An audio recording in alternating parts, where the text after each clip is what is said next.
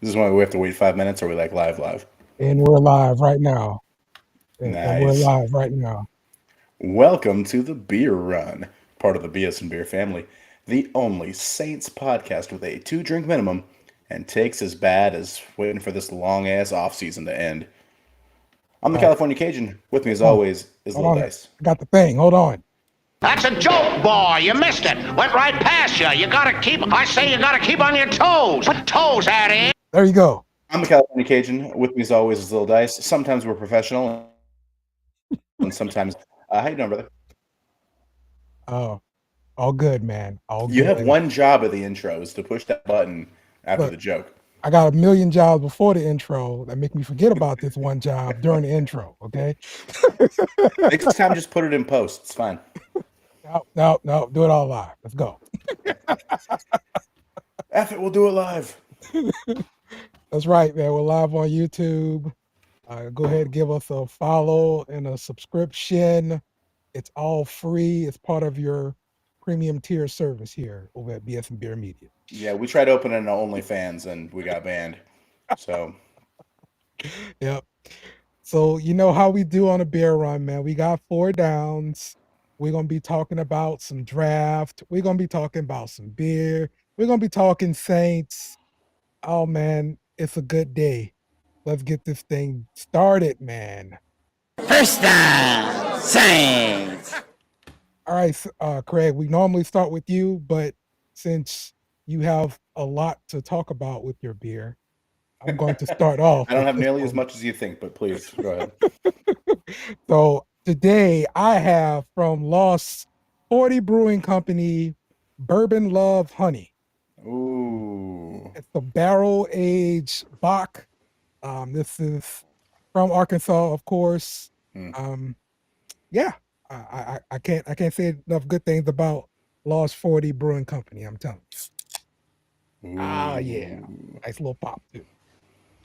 Okay, so what do you got today, Craig? Well, I want to hear more about that beer because that sounds magnificent. But I have got a cacophony of wonderful beers, a plethora, if you will.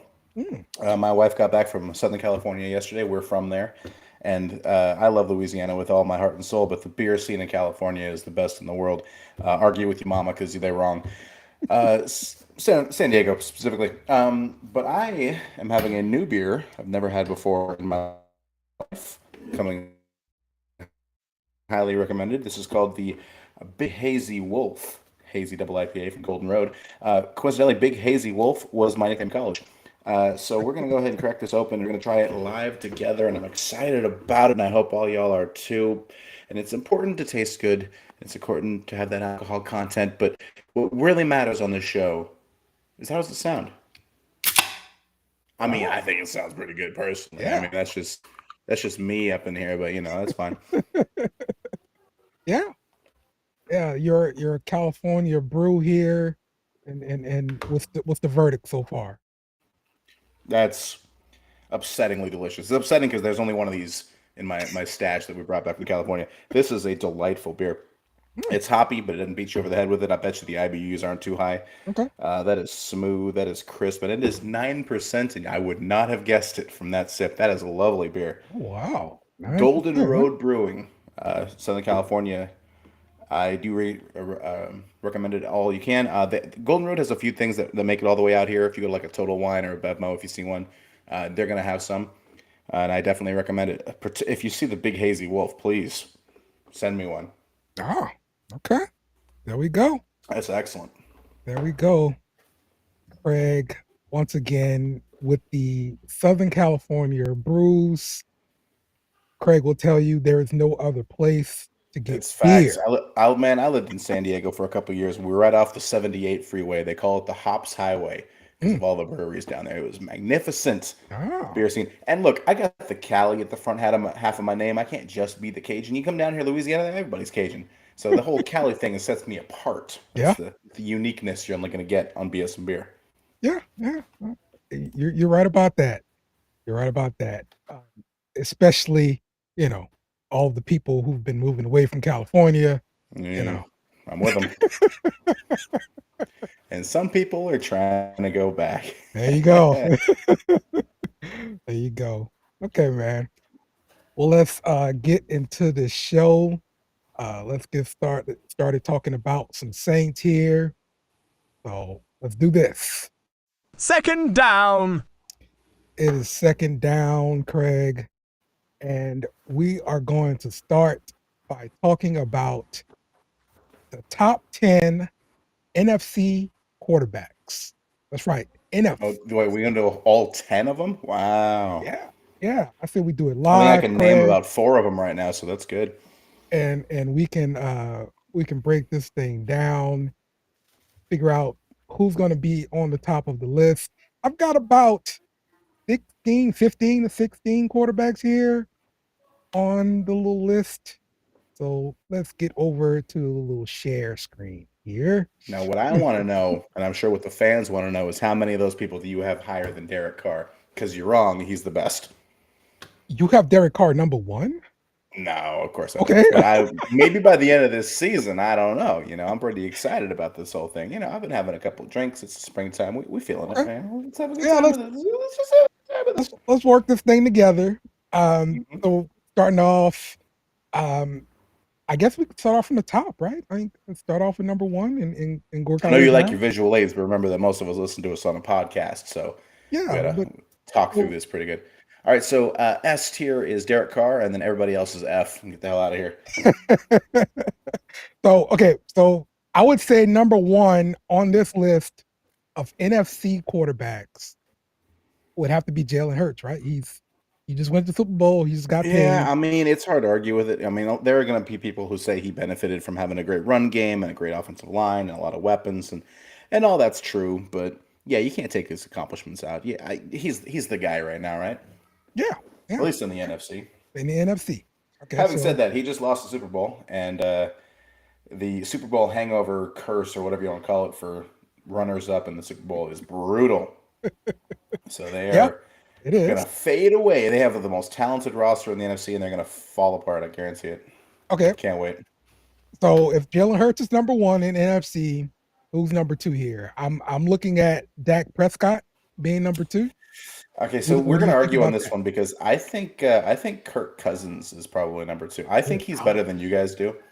Ooh, Um, I'm not sure why I think he's good. Maybe I just yeah. keep seeing him beat us, or I keep being adjacent to him beating us. But I don't know. I always look at the quarterback landscape and go, oh man, it'd be fucking cool if we had a Kirk Cousins. But I could see going with Dak Prescott there. But I Okay. think Prescott and Cousins are kind of in that conversation with each other. All right. So we can go with Dak Prescott number 2 then. Yeah, I'm okay with that. All right. Cool. Now I know how you feel about particular kinds of quarterbacks, and both 1 and 2 are the He, kinds he, that you don't normally go with. So yeah, he doesn't have enough moxie, like I typically like in my quarterbacks, but hey. he's not a pocket passer. He's not a coach's kid. Not that first Yeah, in last out guy. exactly. Okay, all right, gotcha. Okay, so now here, I would argue Matthew Stafford for number 3. What do you think? He's the guy that won the Super All Bowl. right, so this is tough. Matthew Stafford, I think over the course of his career was really good and often underrated because of the teams he was carrying. Mhm. Except for when he had Calvin Johnson to just lob it up to, whatever. Man, with the way we run our offense and what I think our O-line should be, I kind of feel like Derek Carr is the next best quarterback. He's in this conversation. I Oh, honestly think he's a top 5 NFC quarterback and maybe number 4. My vote is for Derek Carr because I think he's gonna kill it. okay. So Derek Carr, I would say Stafford.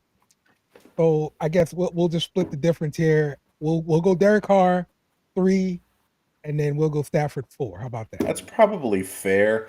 I'm also higher on Fields than a lot of people are, but I think Carr and Stafford. But man, Stafford's kind of fallen apart. I don't even know if he's With the 4. And back, over the yeah. course of his career, he's been good. But man, I'm assuming the back is going to be good.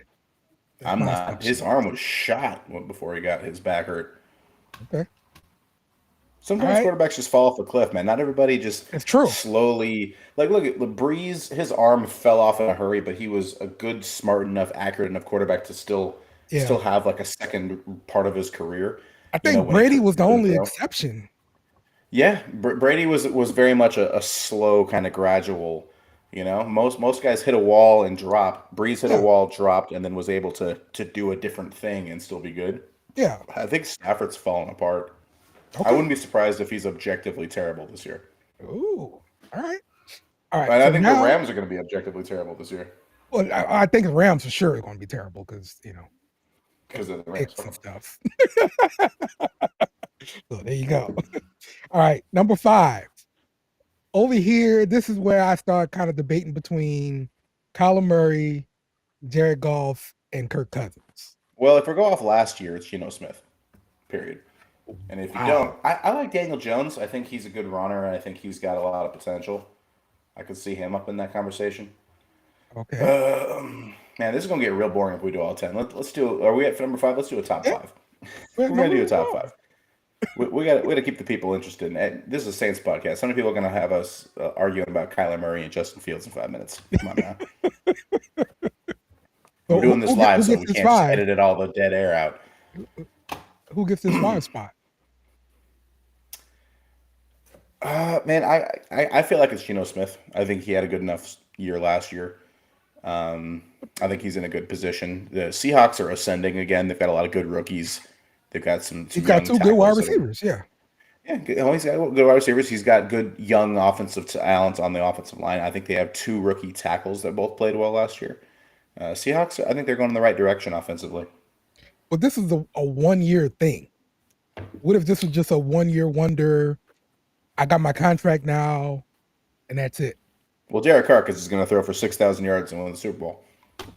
But other than Derek Carr, yeah, I still think it's Smith. I'm looking at the guys that are left on here, and yeah, I don't think any of them are striking any fear in my heart. Look at it this way. Say you got to bet on. Okay, you're a fantasy guy. You got to play the Saints defense this week in fantasy, and they have to be playing one of these quarterbacks. Which one do you want them to? Which one would you rather them not play? And of the guys on that list, I would not want to play Jones, and because we don't agree on that, I would say Smith. I mean, well, fantasy, I wouldn't want to play Fields because Fields was Yeah, like that's fair. one of the top scoring quarterbacks. So that would be my guy there. So, okay, well, you're going with Smith. I'm going with, bro, seriously, Geno Smith, top 5 quarterback in the NFC? I mean, if you're looking at it right now, like, do you remember how good he was last year? He was good last year. All right. Okay. I mean, but obviously, Derek Carr is the best in the world, and everyone should just bow down to the cult of Carr. Okay. So the top 5 then is Jalen Hurts, Dak Prescott, Derek Carr, Matthew Stafford, Geno Smith. Sure, yeah, let's do it. All right, Man, man. you must hate this list. It's 3 out of 5 quarterbacks that you do not like. You're anti 3/5 of that list. It's amazing. Yeah, For be folks, sure. every show is somebody's first show. So for those of you who are not up to speed, Dale hates black quarterbacks with a passion, and I don't understand it. I'm not here for it. I'm just saying that's the facts of the situation. And Oh man, it's so terrible. So terrible. he also hates drafting LSU players. Well, you know that's definitely false right there. All right. Well, let's move on to the next down here. Third down for what? Should the Saints continue their aggressive draft strategy? Yes, let's go to 4th down.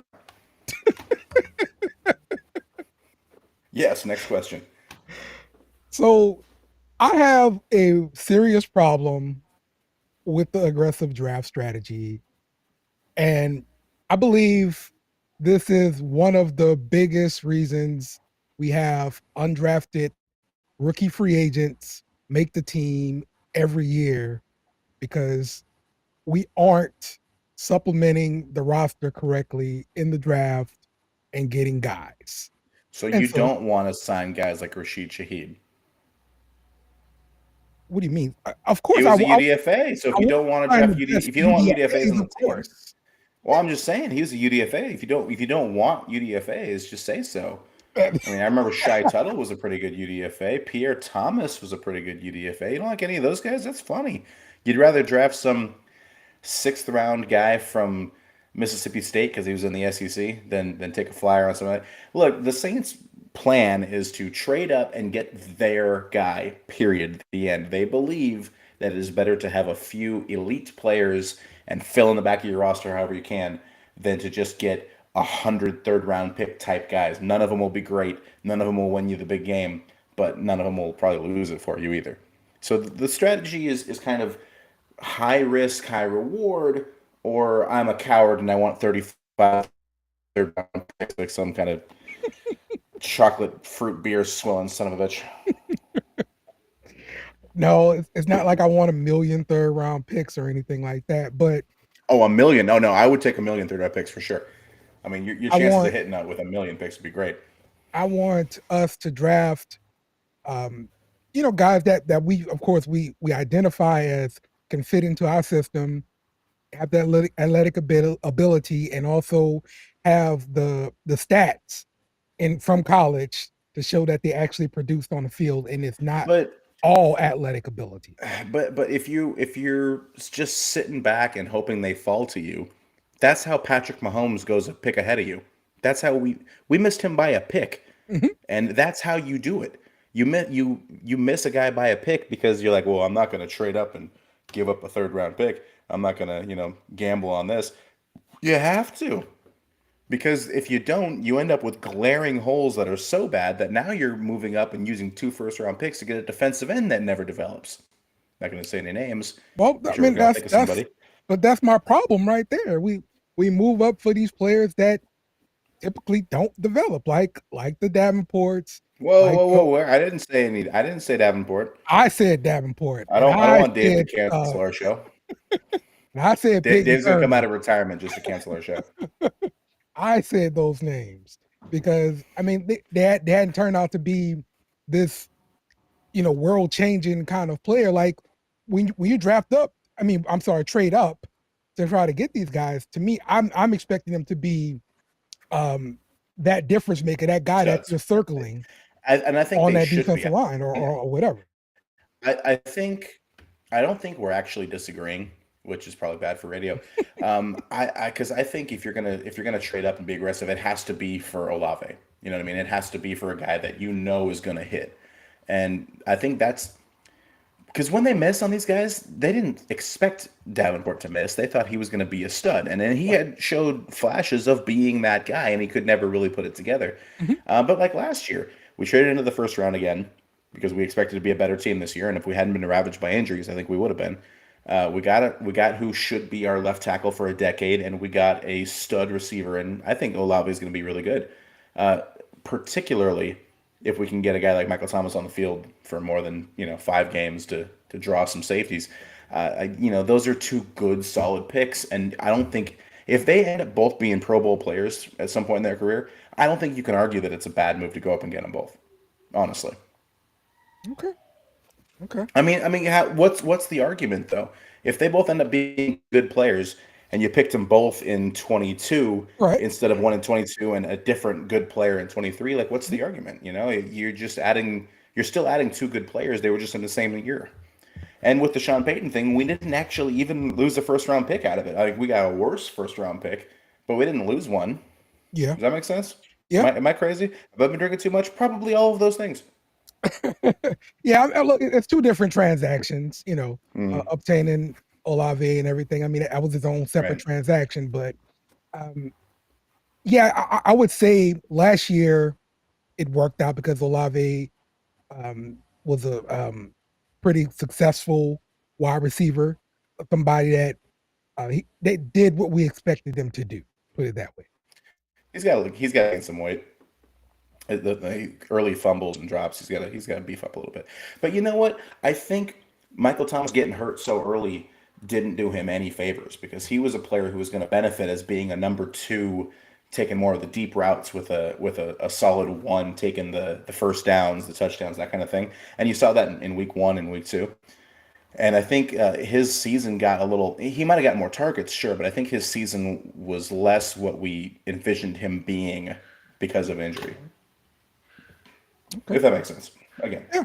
Yeah. but we're getting off topic. Off topic. Off topic. So you don't want to move up anymore. You'd Right. rather stockpile picks. Not saying stockpile picks, but if we take all the picks, actually draft Mhm. players, all the picks that we have, I'll be happy. Okay, here's the That's what I'm question: saying. what are the chances we pick at 29 this year? I would say less than 10%. Just being realistic, because Goose egg, baby. There's no way. My bet is if do we cross pick 15? Do we go up higher than 15? That's the real question for me. Because there's no I think there's 29. no I chance think in I think hell you can that's get. going to happen. I think there's some good players to be had at 29. Yeah. But I think the Saints and you may disagree with this, and I'm not saying that I agree with it either.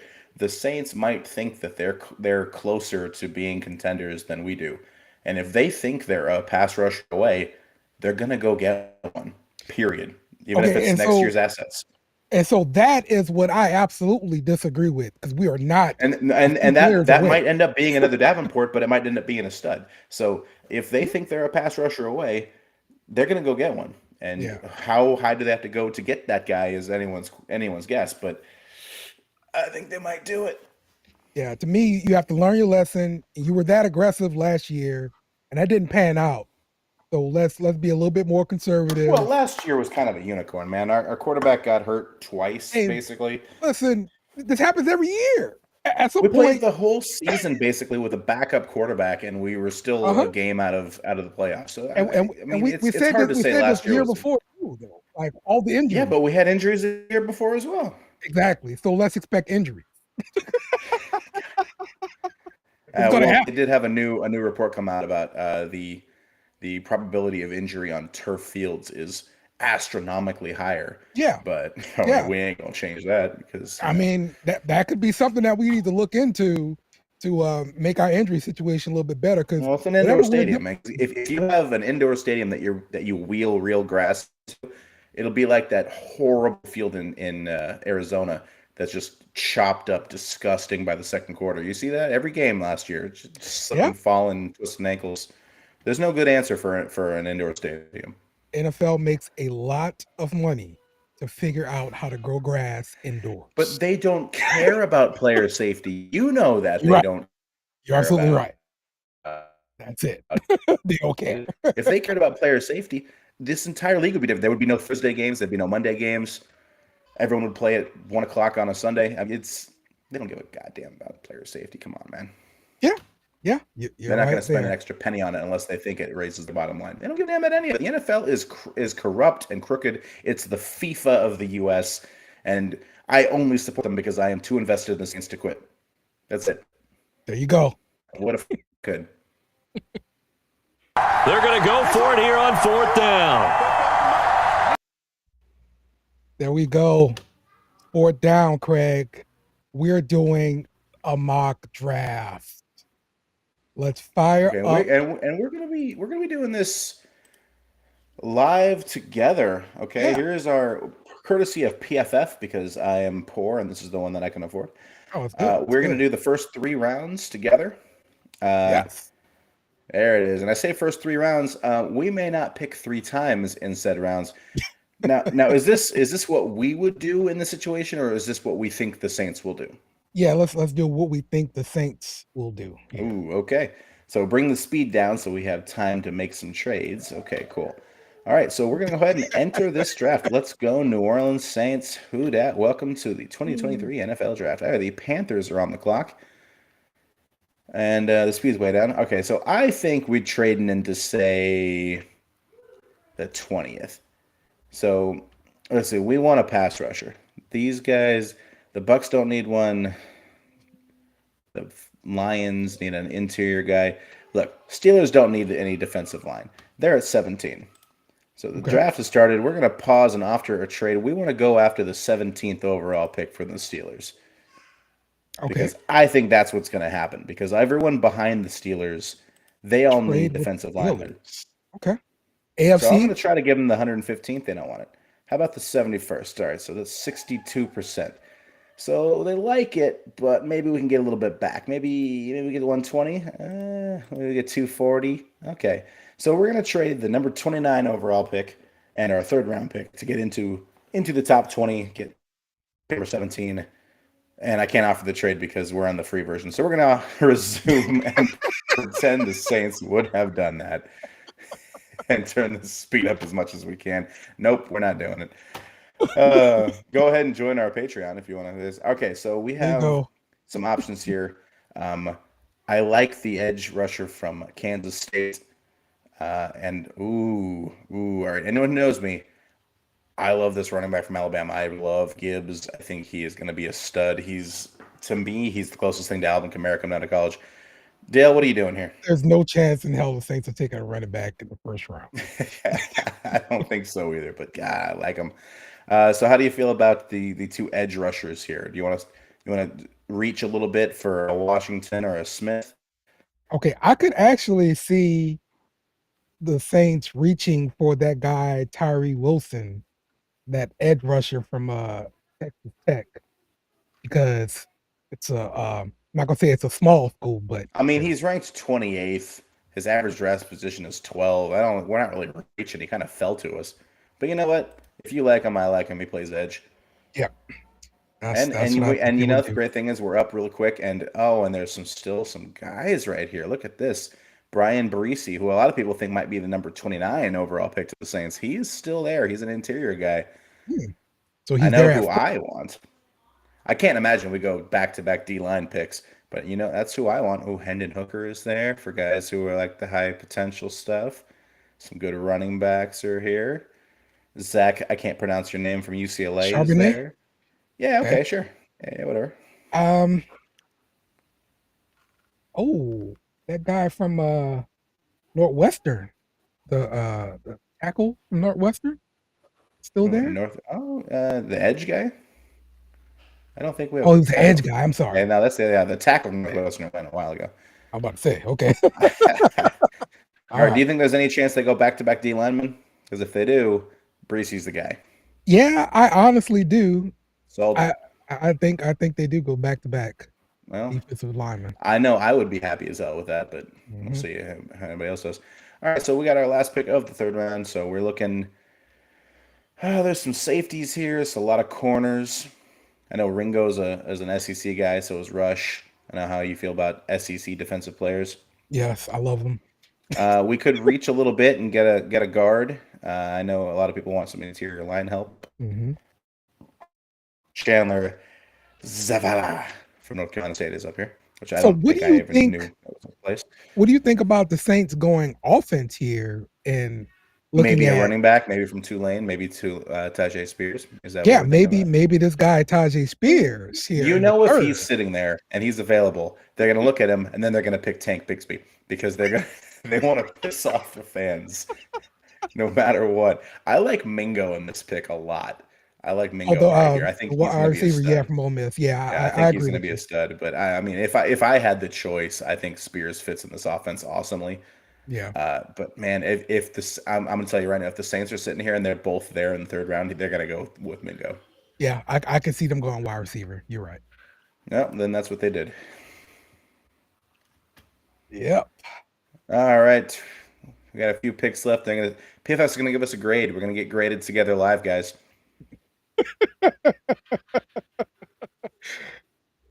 And they said we got an A. Is that right? C's get degrees, and they didn't actually give us a grade because we didn't pay for the version. But just like my college career, I don't see a grade on here. It's probably not a good sign. I'm pretty sure they think that Young goes first to Alabama, to Carolina. They think Jalen Carter comes off the board for the Texans. I could see that. Texans got 2 picks early, so I could see them. Oh man, if they go on D and tackle, that'd be fun. Okay. Cyrus Torrance. Oh, Cyrus the Virus went right before our pick. That'd have been fun. A lot of people want us to get Lucas Van Ness. I'm one of them. Oh. I don't think there's any chances there at 29. So, with the way this went, we got 2 D linemen and we got an offensive player, that could end up being pretty good. I think Mingo's going to be a good player. How do you feel about it? Yeah, I like it just because, we got that big need. I'm looking at our defensive line, man, and we need a lot of help. And that defense stopping the run game has been a staple for our defense for years, and we have to bolster that thing. And getting some guys on defensive line is going to be the way to fix that. So Cam Jordan's not going to be around forever, man. Yeah. We've got to get another defensive end, man. He's already on borrowed time as far as I'm concerned. Look, I think Brian Breesy is a guy that might go at 29. So in our fake little magical land draft right here, getting him at 40 would be amazing. Yeah, I'd be good with that. What about the other guy from Clemson? I think Wilson is his name. The other edge rusher. Yeah. What about him? I forget the name, but I think Underhill and those guys are sworn mortal enemies. They were talking about him recently. Yeah. Honestly, if we get out of this draft with 2 defensive linemen, one of which was in the first 2 picks, I'm happy because we need to put some bodies in there. All right, gun to your head, gun to your dick. Who do we draft at 29 if we draft at 29? If we draft at 29, I think it's going to end up being the defensive lineman from Michigan. Mazzie Smith? Mazzie Smith, yeah. I like him a lot. That's what I think we're going to end up doing. I like him a lot. I would be really happy with that. I would. I don't think that we are going to pick at 29, but if we did, I would love that pick. I think it's going to be that D lineman from Pittsburgh. I think he's falling a little bit because he's got those little tiny T-Rex arms that people make a big deal out of. And I think he might fall. Chauncey, is that his name? Clancy, you talking about the guy from Pitt? Clancy, yeah, the Pitt guy. Uh-huh. I think he might drop a little bit because of his little T-Rex arms. And as an intelligent nerd, I appreciate the T-Rex arms. If he falls, I think he's our guy. He's fast off the ball, and as an interior offensive lineman, I will tell you there is nothing more dangerous than a guy who comes off the ball faster than you. Period. The end. So I'm hopeful that we get a guy like that can be a difference maker because honestly, I'm one of those optimists, man. We're a pass rush away from being an elite defense, and you can win some games with that. Okay. Well, hey, we're gonna be covering the draft. We're gonna do a live stream during the draft. We're gonna be talking about all the picks, our hopes and dreams, and when the Saints shatter them, we're gonna talk about that too. And then paving the path to go marching into the Super Bowl. Woo-hoo. Let's do this. Yeah. Let's go. Who dat? We need to come up with some kind of drinking game for the draft because we're gonna ask draft. for advice. We're gonna ask everybody if you have some of this. We're gonna ask on Twitter. We're gonna have some polls and whatnot. We are gonna come up with a drinking game for the draft. I'm so excited about that. This is the best idea that Dale's ever had in his life. Yeah, when the Saints move up, gotta take 2 shots or whatever, 2. I got bourbon sitting right there. Let's do this. Yeah, do it, man. Let's do it. Yes. So join us on that for sure, man. And we'll have a good time with this thing, man. We're finally getting back to football, man. Pretty soon we're gonna be covering who does and doesn't practice in training camp because Michael Thomas practiced, and we're gonna have updates on who's making the team and who ain't. There's only 1 cut this year, so we're gonna have predictions and stuff. We're gonna have a lot of Saints stuff coming this year. Frenemies will be coming back. We're gonna have the Daily Podcast a couple more times before the season starts. So stick around to the BSnBEER network. Is that all we got for today? Yeah, man. That is a wrap today, man. We know you have a choice in podcasts and now YouTube shows, and we're amazed you chose us. For Little Dice, for the whole BSnBEER family, for Dave's loud ass truck, I've been the California Cajun. Have a beer. It's on us. Who dat? Remember to follow us on Twitter and Facebook at BSnBEER Media. Or if you're old and want to write a strongly written letter, email us bsnbeer@icloud.com.